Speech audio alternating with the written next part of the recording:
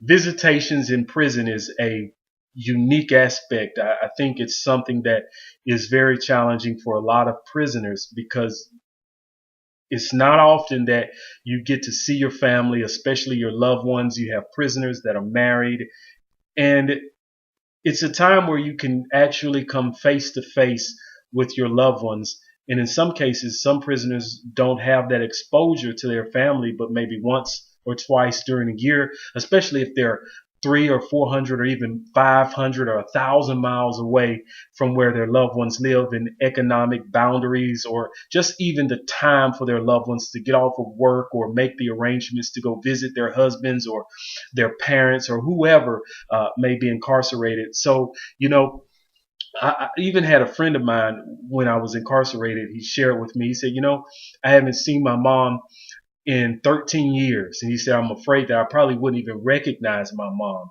if she walked into this prison. And the next chance that he probably would get to see his mom was in another 5 years. So it would be about 18 to 19 years to before he would actually see his mom for the first time. And his mom was living over 1,000 miles away on the other side of the country.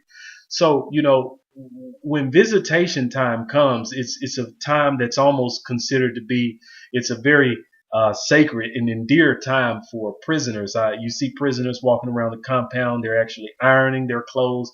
They're getting ready as sharp as they can, just as they would do, or some of us do when we're going out to visit someone and we're on the outside. They want to look their best. It's everything about the visits. And unfortunately, visitor visits are canceled, or sometimes loved ones are not able to make it. Sometimes there are riots, or sometimes there are things that happen in the prison that, for security purposes, they shut the prison down and they put it on lockdown. And so when the prison goes on lockdown, visits are stopped and people are not able to come into the prison to visit their loved ones. And that one visit that they were anticipating for years or months or several weeks all of a sudden just can't happen. And so, man, it's a lot that goes on in visitation, and depending on what prison you're going to or what jail locally or domestically that you're going to really determines the rules and the behaviors that are allowed in visitation. Um, when I first went to the county jail, it was through a glass window. Of course, when I got to a correctional facility, a prison, it was face to face, and you was able to sit with them. You could touch them and shake their hands, hug them, and for couples, they would allow you to get an initial kiss. And once when you saw each other at the beginning of the visit, and of course after the visit, and that was pretty much it. Now there is a term called conjugal visits, or visits where they allow couples to come together, whether or not it's for marriage or other intimate purposes. How often that's being done throughout the prison population in America, I'm not sure. I know that's declining now. A lot of prisons are getting away from that. So even nowadays, it's really good for family members to really educate themselves on the process of visitation, because when you come in to visit a loved one, you can anticipate to be searched, pat down. A lot of the items that you normally take with you to the store, like a pocketbook, or to the gas station, or to normal places, is not allowed in the prison. A lot of prisons will even search your vehicle top to bottom, inside and out, before they even allow you to get onto the actual grounds itself. So a lot of these items you may either want to leave in your purse, or you just may not even bring. You're definitely going to need a form of identification, your driver's license. And with the more prison settings, and I'm not talking about the county or the local jails that you first go to when you're arrested, which don't require a very extensive process when it comes to visitation approval. It's usually a list that the inmate or he kind of just details who he wants to come see him, or who he or she wants to allow to come in, and from there, that's the visitation. In some cases, you just can go to the jail and visit who you want to if you know their first and last name. But more so in the prison settings, there is an approval process, and the people that are coming to visit you, sometimes there's a background check to determine whether or not they should be allowed in the prison. If the person who's coming to visit another person in prison, if that person has committed a crime in the past and has been arrested, someone like myself, then they will have to determine whether or not they are going to approve that person coming into the prison based on the severity of his crime, unless there has been a significant amount of time that has passed in which he or she has been out of prison and no longer is deemed as a possible or potential threat to the prison. So these are it's so much when it comes to the visitation process.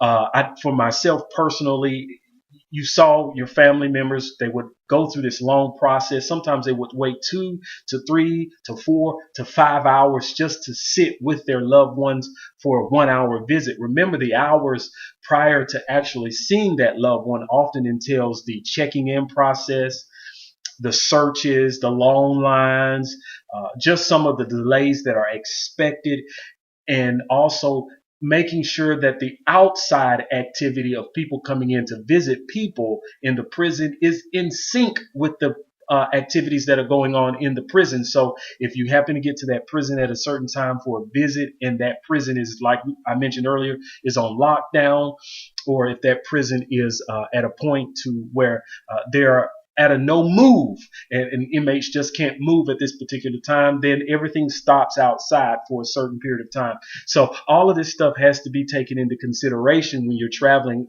I've met a lot of people who have said, well, I thought it was just going to be a quick process, but it's not a quick process. It's a very lengthy process in some cases, and it's obviously a process that is very meaningful for both parties who are involved, especially the person on the inside as well as the outside, who are really looking forward to seeing each other. Also, one thing to remember in visits as well is the inmate typically has to go through a strip search where all of their clothes are taken off, and they have to bend over, they have to lift every part of their body part to make sure nothing is hidden anywhere, if you know what I mean. And so they have to stand before guards naked, and that was something that I had to do every time that a visitor came to see me on the inside. It was bittersweet because it was sweet because I was able to see loved ones and friends who wanted to come visit me, ministers. But when they came in, it was a wonderful thing. But when they left, you were now faced with the staunch reality of the strip search that is not always comfortable. And when you have a stranger, a man who is asking you to take all your clothes off and get naked and bend over, it's not a very good feeling. And over time, your level of emotional um, just attachment to being naked becomes seared, and it just becomes routine. You just take your clothes off and get naked, and you move to the next step.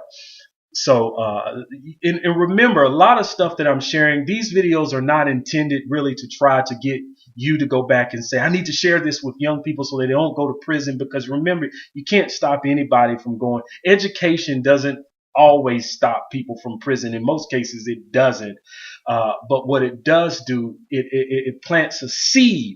So when they do get to prison, or if they, are on their way to prison, or if they're in a situation where they need to make a decision, they can reflect back on these videos. But a lot of times people are going to make the decision whether or not you beat it in their head or not. Don't go to prison. Listen to what this guy's testimony is all about. My testimony is to inspire, and it is designed to be able to pull people away from the likelihood of going to prison. However, I also understand that I had many people, even my parents, tell me that I was headed to prison. But I went anyway. But because I did have this education, and I did have people sharing some of their experiences, when I got out of prison, it was more impactful to elevate me to a point of life that I could be more successful in sharing my story or helping others. So remember, I don't want you to think that just because someone hears this testimony that they're not going to go to prison. The idea of this testimony is to plant a seed. And I think if we overlook the seed aspect of it, we miss it all. And I can't just plant a flower in the ground by throwing a seed at the ground. I've got to take time to till and cultivate the ground and put the seed in. And that is the purpose of these videos. So when you go to share these videos with other people, go with the intent of just planting a seed. You can't, neither can I, shift the direction of their life. Only God can do that. And the Bible says that one man plants the seed, another one waters the seed, but God will give the increase. And this is simply to plant a seed, or perhaps it can also be to water the seed that you have planted. So use these videos in prayer and pass them along as God leads you to. And you may not see the fruit of these videos that you share with other people, but remember, the seed has been planted. So, finally, I want to deal with this aspect of it in visitation. I was at a local prison, and I think maybe 4 to 6 months I was there. And by the way, my next video, I'm going to talk a little bit about house arrest. But I just want to throw that in there. But anyway, at this particular prison, the visitation process was unique in that it was done on television screens, and that was kind of strange because I had just left a local jail where uh, at least they were sitting before me through a glass window, and we were talking on a telephone. But while I was talking on a telephone, looking at my family through a television set, wow, that was totally strange. So my family were actually in a building that was on the other side of the whole prison compound. So they were nowhere near where I was. So I was looking at them on a television set. And so sometimes you yearn to see your family or your loved one. It could be a wife, a girlfriend, fiance, a son, a daughter, whoever. And you're hungry to see them, and there's an emotional letdown in the sense because that TV is a barrier between you and that other person. And no matter how much you can look at someone through a glass window, it's nothing like being able to embrace that person. And that is one of the things that you sacrifice going on the inside. So my name is Myron. I hope the video has been a blessing to you. Your comments and questions, no matter how small or how big, is a blessing and will help somebody else. Talk to you later. See you.